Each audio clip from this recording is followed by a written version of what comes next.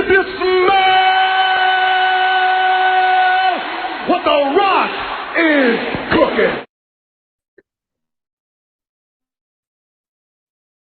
Welcome to Billy Ho Sports.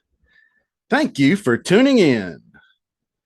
Please remember to subscribe to the channel and don't forget to like and comment on the videos. I hope you enjoy the show. Now, let's go.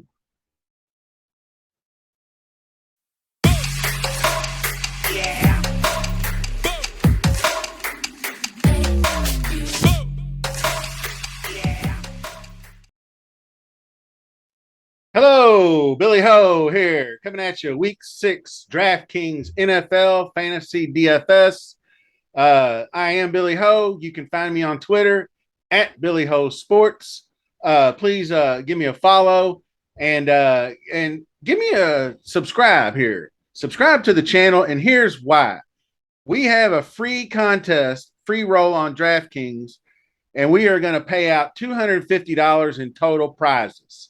200 to the winner, 30 for second, 20 for third. And it's going to be all on Cash App, so no rake. And what we need to do is have you click on the link in the description, hashtag Twitter for the contest. Go on to that link, like it, retweet it. That's the way we get the word out. Then reply with your DraftKings username, or you can leave your DraftKings username in any of the NFL videos. I'll cobble through there, but you better be subscribed. And once we hit 250, we run the contest. So the sooner we get there, the sooner we run the free contest for all you guys. So let's get that done. At Billy Ho on Twitter, or at Billy Ho Sports, I should say. And we are talking tight ends this week. 11 games on the main slate, 4 teams on bye. You ought to know who they are. I'm not telling you. So my first part of my strategy is always to look at the team totals, point spreads for the games and whatnot. And so let's do that right now.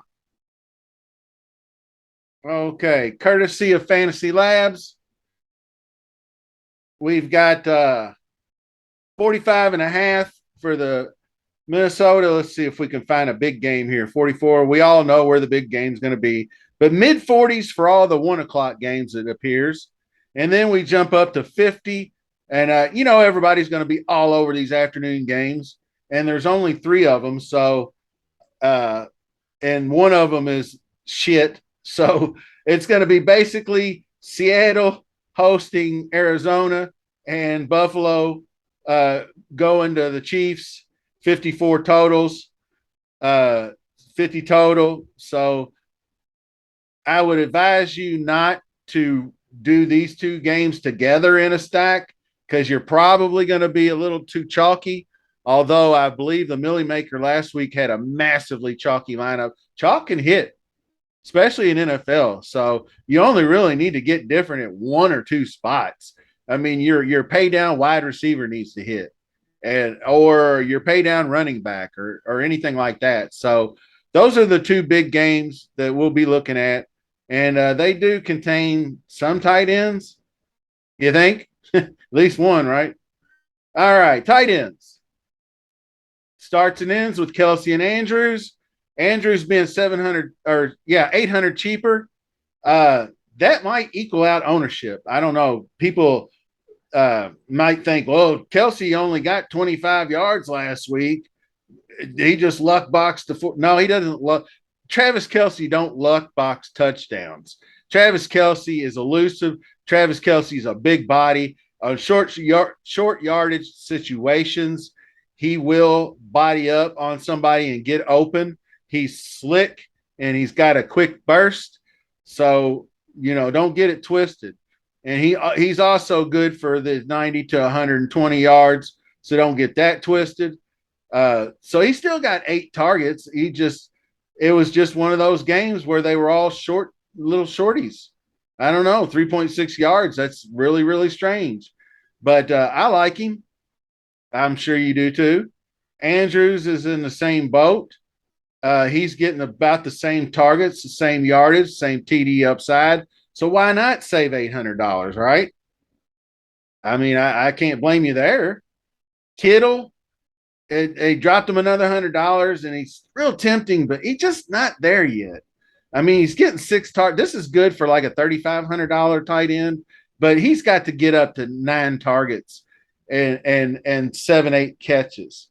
You know, he that's just not going to do it. He's going to keep killing you. This might be the week. I mean, maybe you just blind play Kittle until he hits, and then you get paid off.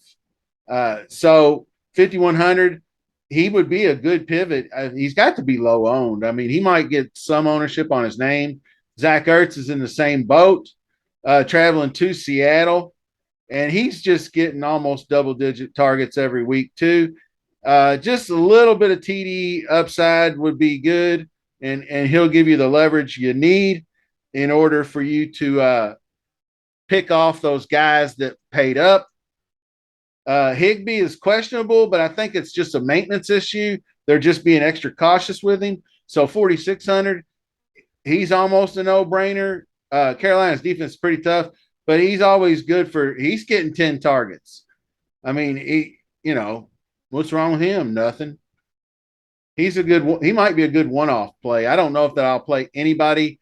Well, if you played Christian McCaffrey, you could definitely do that in a mini stack. Pitts, I'm out on. Njoku, is he starting to become a thing now? I mean, he's getting the targets and the yardage, and he's a touchdown away from, what's that, 5x probably, or 4x. So that's solid. Tough matchup against New England, so I might play a wait and see. New England, it says they're 21st. And it's possible their corners are pretty good. That could be a low scoring affair. So Njoku, maybe, I don't know. Frymouth, concussion protocol. I think he'll clear it. I can't say for sure. He left the game early last week, but I still like his targets. So he could be good to go against the 27th ranked versus tight ends Tampa Bay. Bob Tonyan and Ingram and Conklin, I don't have interest in. Knox was out last week. He hasn't shown me anything yet. Hurst and Brait might be back, but I don't know with him and Otten splitting time. That's the tough sledding. I told you in the previous video I liked Irv Smith. I think the TD upside is there. He gets red zone targets, and if he could just get closer to 8 than 5 or 4, he's going to be fine. He doesn't, I don't know, for such an athletic guy, he certainly doesn't seem to get down the field very much. I mean, 17 yards. I mean, he is a tight end, but I don't know. That's a tough call. Up to you. But like I said, I think Miami gives it up to tight ends. So he's a possibility. Anybody from 3K down, though, I am just not. You're just spraying and praying for a touchdown with guys like this because they're not getting targets.